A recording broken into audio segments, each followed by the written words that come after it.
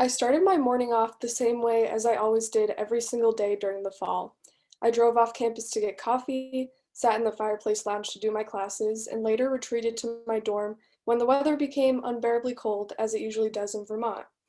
My classes never excited me, but it wasn't that they were bad classes. I learned a lot, and for the most part, my professors were passionate about what they were teaching. The only problem was that I wasn't passionate.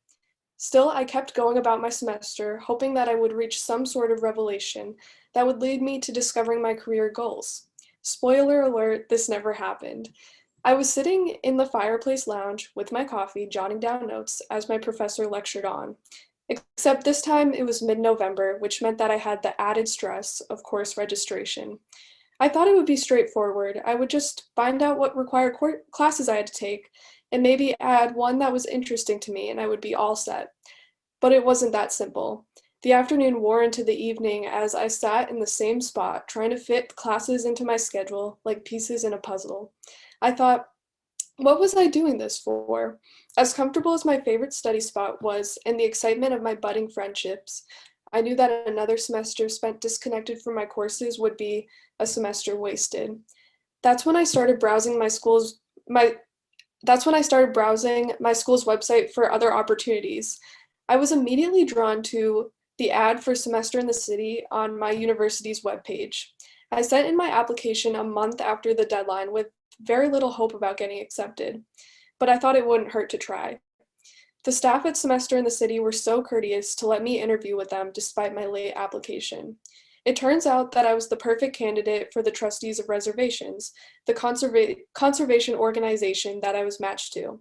If it weren't for my application, my mentor would not have had an intern that semester. It finally felt like, for the first time in my college career, everything was beginning to align. I worked on researching potential community partnerships for the trustees' diversity, inclusion, and equity program. I learned about so many other amazing nonprofits in Boston and about the ability to create change together in our partnerships. However, I learned something important about my work aspirations this semester. The basis of my ideal work scenario is seeing my efforts come to life right in front of me.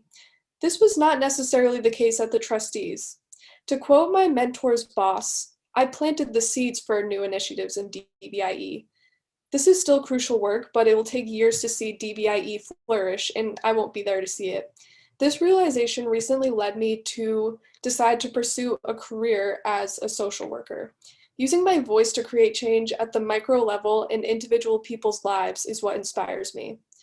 If something doesn't feel right, it is okay to listen to your gut and make a change.